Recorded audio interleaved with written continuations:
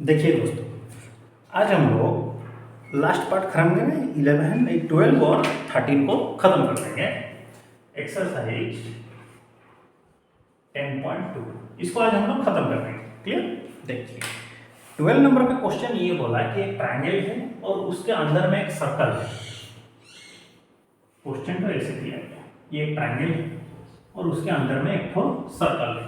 तो कंडीशन ये है, a circle is drawn inside a triangle, radius बोल दिया इसका 4 सेंटीमीटर। तो सर्कल का रेडियस जो है 4 सेंटीमीटर बोला गया। ट्रायंगल का नाम है ए बी सी, जिस तरह से डायग्राम दिया है उसी हिसाब से आप बनाएंगे। ओके, ये हो गया डी। ठीक है, अब इसको बोला 8 सेंटीमीटर और इसको बोला 6 सेंटीमीटर। क्या बोला है? Circum circle radius 4 centimetre such that the segment BD and DC into which BC is divided by the point of contact D of length 8 और 6 respectively. Find the side of AB and AC. तो पूछा गया कि AB का side कितना होगा और ये AC का साइड, मतलब यहाँ से यहाँ तक की दूरी कितना होगा और यहाँ से यहाँ तक की दूरी कितना होगा, ये पूछा जा रहा है।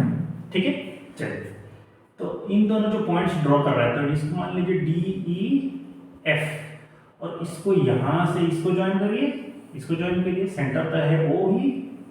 ओके, ये तो परपेंडिकुलर रहेगा 90 डिग्री के हिसाब से, ज्वाइन कर दीजिए ऐसे।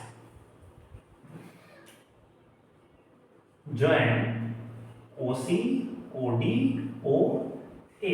ओके, फिर OD perpendicular BC, OE perpendicular AB, OF perpendicular AC। ठीक है, परपेंडिकुलर हो गया। अब मान लीजिए AF और AE ये दोनों एक्सटर्नल पॉइंट से कौन है? सर्कल के ऊपर टेंजेंट्स है। इन दोनों का लेंथ मान लीजिए x और x है। ये 6 है मतलब ये भी 6, ये 8 है मतलब this is also 8।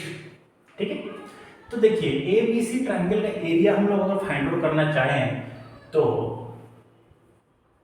Area of triangle ABC, तो हम पहले क्या फाइंड आउट करेंगे? Semi perimeter. सेमी पेरीमीटर बोले तो AB, BC और AC का लेंथ। तो AB BC फिर AC डिवाइडेड बाय 2। तो AB का लेंथ कितना हो जाएगा? 8 + x और BC का लेंथ होगा 8 + 6 14 और ये हो गया 6 + x डिवाइडेड बाय 2। तो कितना हुआ? 8 6 कितना हो गया? 14 और ये 14 + 14 + x डिवाइडेड बाय 2 से डिवाइड करेंगे तो आंसर होगा 14 + x। फिर आते हैं एरिया के पास, तो उसका फॉर्मूला क्या था? S × S - A, S - B और S - C। ठीक है, तो 14 + x, 14 + x है, a कौन है? 8 + x है, तो ये हो गया -8 - x इंटू 14 + x -14, फिर 14 + x -6 -4। ठीक है, तो 14 + x, तो 14 में से 8 गया तो कितना बचेगा? 6। ये x कट जाएगा और देखिए ये 14 कटा, x बचेगा। फिर यहां से देखिए x कटेगा तो 14 में से 6 जाएगा तो कितना बचेगा? 8। तो इतना लंबा देना कोई आवश्यक नहीं है। तो आंसर कितना हुआ? 48x into 14 + x। ये 1 को हटाएंगे, ये हुआ आपका इक्वेशन 1। इसको 1 पकड़ लीजिए। तो ABC एरिया का, ABC ट्रायंगल का एरिया मिल गया इतना। और दूसरा भी एक तरीका है एरिया फाइंड आउट करने के लिए। देखिए ABO एक ट्रायंगल है, तो ट्रायंगल का एरिया कैसे निकलता है? Half into base into height. Triangle ABO half into base कौन है? AB है और हाइट है OE। हाफ तो रहा 8 + x और हाइट हो गया 4। इसको 2 से काटिए 2, तो 8 2 जा कितना होगा? 16। 2 इंटू 2 1 16 डायरेक्ट लिखिए, 16 इंटू 2x इक्वेशन 2। उसी तरह ट्रायंगल BOC के लिए half into BC into OD। Half तो रहा, BC कितना है? 8 6 14, OD 4 2, this is 28 equation number 3। Triangle AOC के लिए हाफ इंटू बेस कितना हो जाएगा 6 प्लस एक्स और हाइट है 4, 2 से इसको कैंसिल करिए तो 12 प्लस 2x इक्वेशन 4।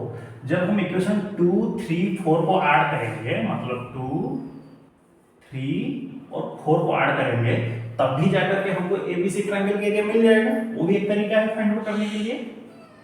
तो 16 plus 2x plus 28 12 plus 2x, ठीक है। तो कितना हो रहा है ये आंसर आठ लिए 8 2 10 6 16 1 4 1 5 प्लस 4x, ये हो गया इक्वेशन नंबर 5। अब देखिए ये जो निकला और ये जो निकला दोनों आपस में सेम है, एक ही ट्रायंगल का ही एरिया है ना, ठीक है। अब दोनों को इक्वेट कर दीजिए।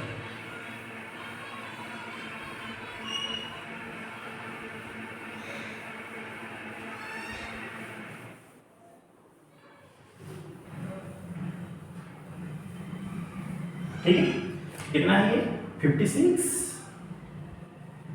Plus 4x equal to root over of 48x into 14 plus x। अब देखिए ये रूट ओवर है, जब इधर साइड चेंज हो जाएगा तो ये क्या करेगा स्क्वायर कर देगा इसको, इक्वल टू स्क्वायर अभी फिलहाल मत करिए, एक और काम करिए, स्क्वायर करने से थोड़ा बड़ा हो जाएगा, इसको और काम करिए। देखिए 4 कॉमन लीजिए, 4 कॉमन लेंगे तो कितना होगा ये 4 1 जा 4 4 4 जा 16 इतना बचेगा, और 48 है यहाँ से 16 को बाहर ले जाइए रूट ओवर ऑफ 16 तो अंदर बचेगा कितना 3x, क्योंकि 16 3 जा कितना होता है 48।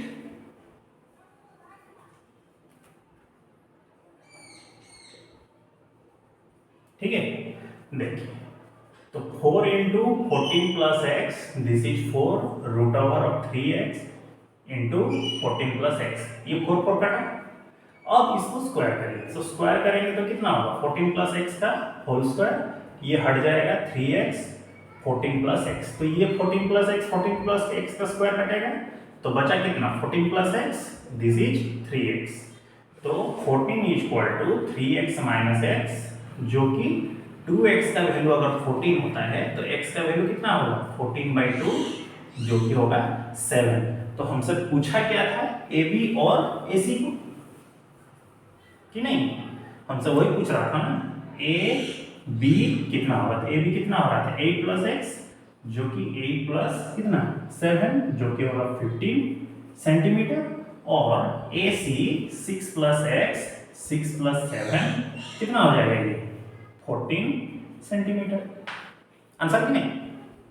चलिए लास्ट वाला देखिए 13 नंबर, वो बोल रहा है कि कोई भी क्वाड्रिलेटरल के अंदर एक सर्कल अगर रहता है या फिर सर्कल को एक क्वाड्रिलेटरल सर्कमस्क्राइब करके रखता है तो टैंजेंट्स के थ्रू सेंटर में जो एंगल्स बनेंगे वो आपस में क्या होंगे सप्लीमेंटरी होंगे, यही हमको प्रूफ करके बताना है। Prove that the opposite sides of a quadrilateral 13. Prove that the opposite sides of a quadrilateral circumscribing a circle, मतलब एक सर्कल का क्वाड्रिलेटरल में जो ऑपोजिट साइड्स रहेंगे और इसको जो सर्कमस्क्राइब करेंगे standard supplementary angle at the centre of the circle, ठीक ABCD ये सबका सेंटर वो है। तो हमको यही प्रूफ करके दिखाना है, प्रूफ करके कि एंगल AOB प्लस COD दोनों मिलकर के कितना होगा 180 डिग्री हो जाएगा, ठीक है।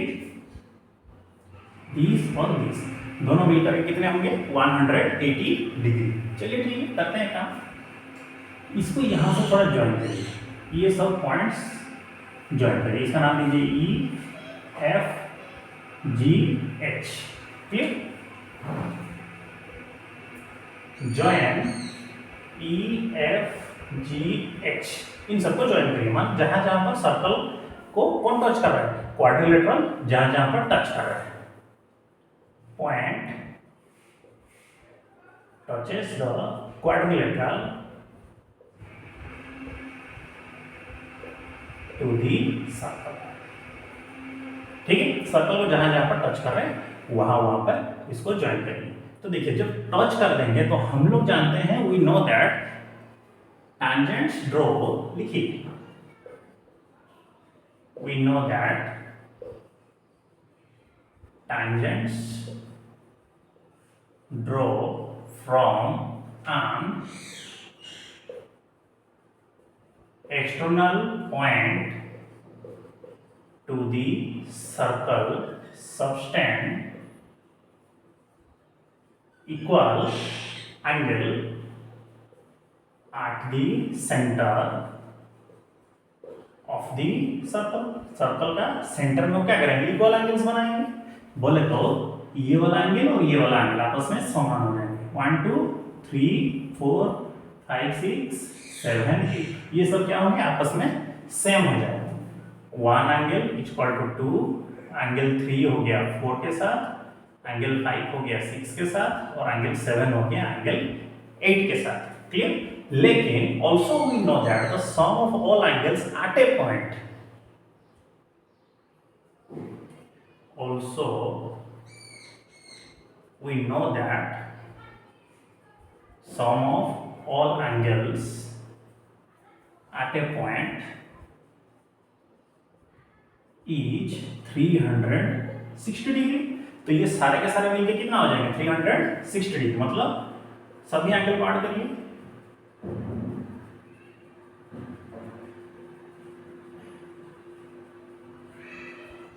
ईच कितना होगा 360 डिग्री। तो देखिए हमको क्या प्रूफ करके दिखाना था, AOB को लेना था। तो एंगल 1 की जगह पर हम 2 को लिख सकते हैं, क्योंकि मेरे को AOB बनाना है ना। तो एंगल 2 प्लस एंगल 2, एंगल 3 वैसे रहे, और एंगल 4 की जगह पर हम 3 को लिख सकते हैं प्लस। फिर आता है एंगल 5, तो एंगल 5 की जगह पर हम 6 को लिखेंगे 6। क्लियर। एंगल 7 रहने दीजिए, 8 की जगह पर 7 को लिखिए 360 डिग्री। अब देखिए सभी एंगल कितना हो गया, 2 टाइम्स हो गए, 2 times of angle 2 plus angle 3 plus angle 6 plus angle 7 equal to 360 degree. तो 2 टाइम्स ऑफ एंगल 2 और 3 मिलेंगे तो कितना होगा, एंगल AOB, और 6 और 7 मिलेंगे तो एंगल कितना होगा, COD इक्वल टू 360 डिग्री। तो सिर्फ angle AOB plus angle COD equal to 360/2, जो कि है 180 रुपीज। क्लियर। हमको यही प्रूफ करना था ना, दैट इज प्रूव्ड। ठीक है, प्रूव्ड हुआ कि नहीं। तो इसी के साथ ही हम लोग क्या किए, एक्सरसाइज 10.2 को कंप्लीटली ओवर किए। ठीक है, तो एक्सरसाइज 10.2 ओवर। तो आप लोग क्या करिएगा, इसका ऑल मतलब 1 से लेकर के 13 नंबर तक है ना, 13 नंबर विथ एग्जाम्पल्स। ठीक है, इसको खत्म करके नेक्स्ट क्लास में प्रेजेंट रहिए। तो अगले क्लास से हम लोग क्या करेंगे, चैप्टर 11 को पढ़ेंगे, जो सर्कल है। क्लियर। तो आप अच्छे से पढ़ाई करिए और अपना ख्याल रखिए। मिलते हैं अगले क्लास में, तब तक के लिए सी यू नेक्स्ट। जय हिंद।